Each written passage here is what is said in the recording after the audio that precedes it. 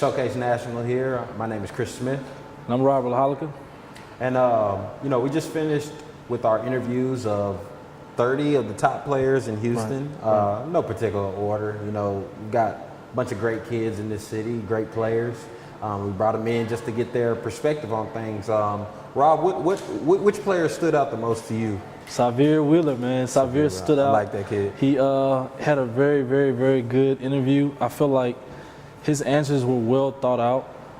He actually already knows about the Aggie tradition, and that's kind of like, to me, that's surprising that a kid that committed that early already did his homework on the tradition and the network. One of his answers were that the network is what's going to he'll be able to benefit from the network. Now, do you think he understands really like networking as far as you think he got it? I feel like he got it, man. A few of those kids were sharp, Denario Edgar, and it's not taken away from anybody else, but there were some kids that were, you can tell that somebody's been hands-on with them, right. Teaching them what to look for and how to invest their time in education. Because, one of the points I wanted to talk about was you asked the players whether they would choose the NCAA or to go overseas, straight out of high school. And a lot of kids were, I'd choose the NCAA because get my education, but, or one player said that, I can't turn down a free education. Yeah. But it's really not free because you're investing your time. Right, And if you invest your time into let's say a psychology degree, the job market's really not big for that. I'm not disrespecting anybody with that. I think degree. one of the takeaways that I got was that part of the reason that they're saying that they'll go to NCAA over overseas is really the marketability of the player and the marketing of the NCAA. A few players said that March Madness and playing in that experience, they don't know the overseas experience. They don't see overseas games, so they have nothing to reference. Right. Yeah, but majority of the time, I feel like going overseas is just as good as going to NCAA because you're getting directly paid for your abilities. Now there is another trend that's happening all across the nation, especially here in Houston. A lot of our top players, Quinn Slazinski, Morris Udeze, Charles Smith. A lot of our guys are leaving their homes, public schools, to go to prep schools across the nation. Even Anderson Kopp, the younger brother of Miller Kopp, is headed to Wasatch, which is a prep school in Utah. And I think the draw is a national schedule. Yeah. Now, for those of y'all that don't know, we are building a nationally organized league, to combat that. Right. Or not to combat that, but just to go with the trend of what the kids want. And, part of the issues that has been discussed and brought up on Twitter and every other type of media is that kids don't want to compete. They're saying kids don't want to compete, but that doesn't seem to be the case. Nah, they do want to compete. That's why they're going to these prep schools across the nation. They want to play the national schedule. Anderson actually said, I'd rather play for a national championship than a state championship. Yeah, that was huge. Yeah, so stuff like that, they already have an idea of what they want.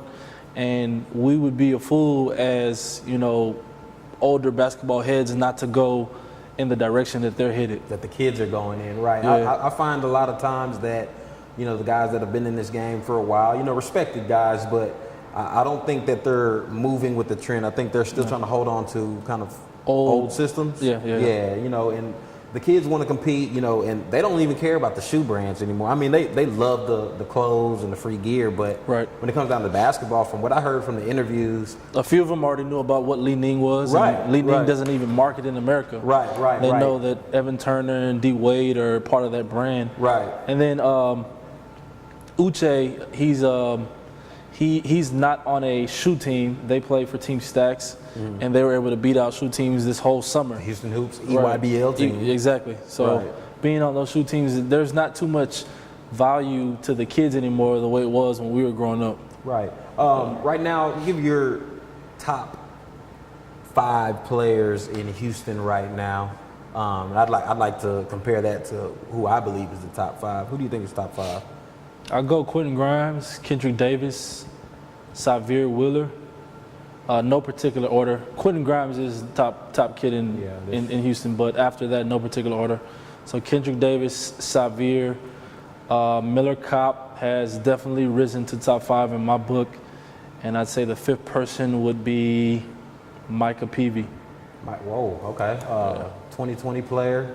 Well, you know, in speaking of Micah Peavy, he has a counterpart or another freshman in Tremont Mark. One of his former AAU teammates. I think he has him beat just off of athleticism and height. Right. Yeah. So speaking of potential-wise. Right. Okay. Well, I'd say my top 5 list is pretty comparable to yours.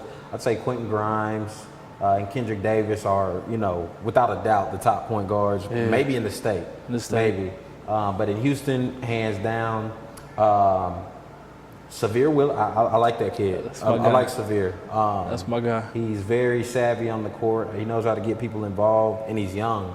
Mm-hmm. So, you know, when Quentin Grimes and KD leave, this is his show. It's his show. I like Miller. I like what Miller did. You know, last year during the Showcase Houston game, he stepped out. He stepped out. He stepped out a lot. He's definitely been working. Definitely been working. I'd have to give that number 5 spot to Jacoby Gordon, and here's why. You got a Jacoby's good, nice 6'5", 6'6" size player that can shoot from the outside. He isn't as athletic as most would like him to be yet, but I see a lot of baby fat on him. I like him to be in a public school setting though. Yeah, to get a lot more competition. To get the better understanding of how good he is. Well, I mean, if we say public school setting, but last year we had the top 20 players in Houston facing off against each other, and Jacoby Gordon, I think, scored 20-plus points on that floor. You know, really showing that, you know, he belongs in that conversation. Give me your take on, we've got 2018, the top 12 Houston kids versus the top 12 Dallas kids. You know, this is something that's been in the works for a while, but, you know, I think people have wanted it to happen. You know, over time, you've got guys like Bracy Wright, AC Law, Chris Bosh from the Dallas area, even back to Kenyon Martin. Deron Williams. Then on our side, TJ Ford. LaMarcus Aldridge is also from Dallas as well. Lanny here. Lanny, Michael Ume, Tack Minor. Man, Daniel Ewing. So this has never happened before. What, in your opinion, can basketball fans all across the state of Texas look forward to when they tune into this game? Well, I think for me, there's a sense of pride in these two cities. If you're from Houston, a lot of people feel like Dallas is a fake Houston. Dallas people feel like Dallas is better than Houston. So I think that there'll be a large sense of pride in the Dallas versus Houston game. It will be held here in Houston. So, you know, there is a little, you know, home court advantage, but I mean, basketball is basketball. They're gonna have to compete. Yeah, you know, Dallas is loaded with talent. You got guys like Tyrese Maxey, Caden Archie, RJ Hampton, man. I like that kid. Yeah, Devion Harmon. You know, they had a lot of guys on the 16 and under USA team that won gold. I think they had 2 players or 2 or 3 players. Right. Not sure, but I think matching up with Houston, man, that's an explosive game. I'm a Houston guy. Love Houston talent. That's who I'm repping. Yeah. But that's a game that, you know, Snoop Johnson's putting together a competitive group out there. So. Oh yeah, that's going to be something to look forward to. Looking forward to this season. Who's going to have the breakout season this year? Who's the guy that's kind of like on the bubble that hasn't received a lot of notoriety and attention that is probably going to do some damage this year, in your opinion? I mean, that's a tough question. A lot of these guys already get notoriety in the AAU space. I guess you could say for the high school basketball arena, I'd probably go with Chris Grace. Our three-point champion from last year. He's our three-point champion. I don't know how much he's going to get, but he'll at least get regional notoriety. I don't know, like, national notoriety, but he'll get regional notoriety. Tremont Mark already has notoriety, but I feel like he could get more. I think he'll do that this year, playing against Ajari Sani at Clear Lake, and being able to compete against them. So now Jari Sani dropped what 43, 53 on Big Baller Brand this summer. Had a consistent, summer, being explosive and scoring. He's a big name to watch for, but I think LJ Cryer, who had I think he's already gotten his notoriety. He's up there. Well, he's gotten notoriety. I think he's woken a lot of people up, but I think that because he wasn't so covered during his freshman campaign, I think he's going to come out this year and tear it up. I mean, he had games of 43 points, 30 points. I mean, versus big name teams this summer. Out of Morton Ranch High School, and I think that he's playing with that chip on the shoulder that we haven't seen in a while. I mean, Kendrick Davis always plays with a chip on the shoulder. It's probably attributed to the area that he's from, but LJ Cryer, man, there's something special about that kid. I can agree on that. I can agree on that. He's definitely put himself in a position to benefit off of his summer play going into this season. So. Okay, and let's close it out like this. What would you like to tell the city of Houston and everybody about Showcase Houston? For those people that don't know what it's about, what it is. Showcase Houston is an organization that we try to, mentor the kids through basketball, but we also mentor them in several areas like branding, financial literacy. It is, to them, they see it as an event. They see it as like, it's just a showcase. But we are using this platform to bring them to a point of owning their own name, their own brand, and we're doing that with building partnerships with different companies. We did a lot of traveling this summer, solidifying those partnerships. So why is that important that in today's time that they're owning their names? I mean, these guys are solicited by shoe teams, Nike, Adidas, Under Armour. The fame is there, but why is it important that these kids start to learn and understand the importance and the benefits of owning their own name and their brand? For me, it all comes down to generational wealth. So when you get these contracts, you get a contract for a small percentage of what you make, a company, a corporation. So Nike's not going to give me $2 billion if that's what they're going to make on sales. They're going to give me probably 150 million. You see James Harden contract with Adidas is 200 million, and the common person is like, that's a lot of money. Right. But the Adidas brand might make 200 million in that first month selling James Harden shoes, and then every month after that for the next 10 years is all cake for them. And I also read somewhere that with these shoe contracts, it's kind of like the music industry where the company fronts these athletes money. It's an advance. It's an advance. And sometimes the company doesn't even make a profit off the shoes. They make a profit, but they don't break even on the shoes. Yeah, they sell merchandise. Right. So even LeBron James, his shoes up until about 2 years ago had not even broken even with the company. Right. But they still banked on LeBron James, representing their brand, being the front runner. And we had a media session last event, informing the players about owning their brand. And one of the questions was, or one of the responses and objections was,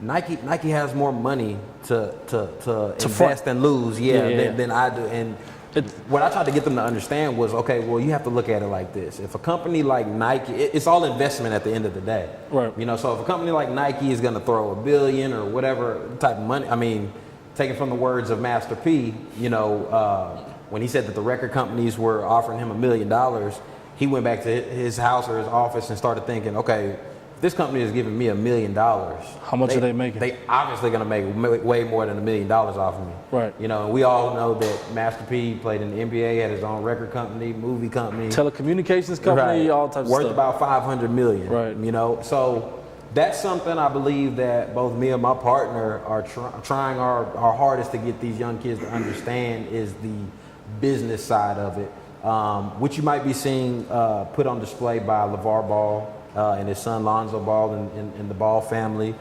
Excellent idea. What's your take on that? It's a great idea. Believe it or not, he loves LeVar. I know that the whole strategy was started a long time ago with a very, very, very unpopular looking shoe, Starberries. Even Shaq before then. Shaq, Starberry, they went. Shaq essentially, really, believe it or not, he gets Jordans, he changes the logo and knocks off Jordans, and he sells 200 million. But it's his own sales. Starberry has not the most popular designs, but he still makes money for his own company, his own brand, and it's all fronted by him. But why is generational wealth important? And we'll wrap it up with this concept right here. But why is generational wealth something that these kids need to understand at the high school level, going into potentially being able to play professional ball? When you have the opportunity to put your family in a position to live a different quality of life, and you also are in a position to do that for a certain amount of years, you need to capitalize on those years. When you're playing sports, you have a 5 to 10 year window, maybe. Some players don't even get that long. Some players get 3 years. Some players get 1 year. They have to go overseas and settle. But if you're in a position to put yourself in that arena, you should do that. But also find a way to allow your younger generation, your kids and their kids, to thrive off of that.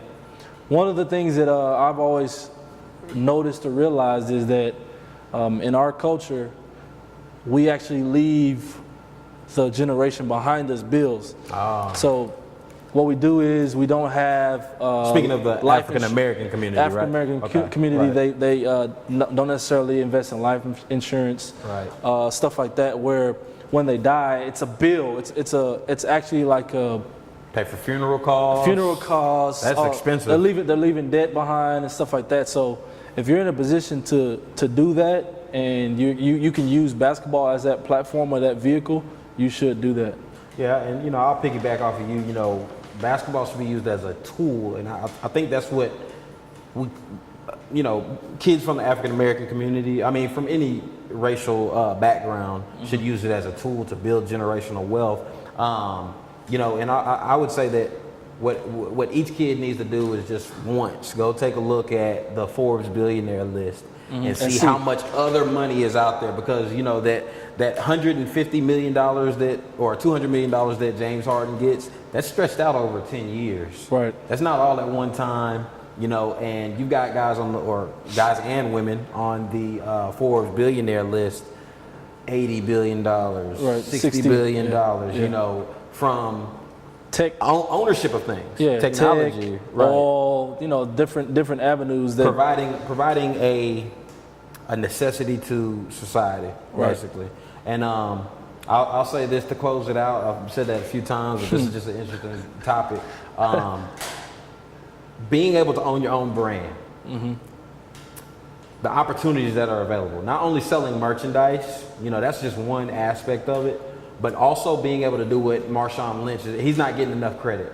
Marshawn Lynch did a licensing deal with the Oakland Raiders, the team he's playing with this year, and they'll be selling Beast Mode clothing and merchandise at the Raiders games, NFL website, and they'll have a marketing push behind just Beast Mode in general. But Marshawn Lynch owns that. Right. It's not here's a check and we're gonna make more off of you than what you make from our partnership. So I think young players out there, you need to understand that. The coaches out there in the Houston area, all across the nation, you're involved in these kids' lives. Basketball is a pick of the litter for African American kids. They need to know this stuff. They need to know about owning their brand. They need to know the business side of it, being able to execute partnership deals. It's just important. And that's why here at Showcase National, even though our platform is about competitive basketball in an organized setting, but beyond that, we want to educate all athletes, that they can be more than just athletes. Don't fall into the identity crisis of after you have to hang up the shoes, you can't play basketball no more, and you don't know what to do. You don't know what to do. Always have to have a steady source of revenue coming in. And push the agenda. Challenge yourself, challenge your thinking, step outside the box. It's not all about, how hard can I push my pedal my flesh, for an organization. Push the agenda, create something, you know. So my name is Christopher Smith. Robert LaHollica. And this is Showcase National.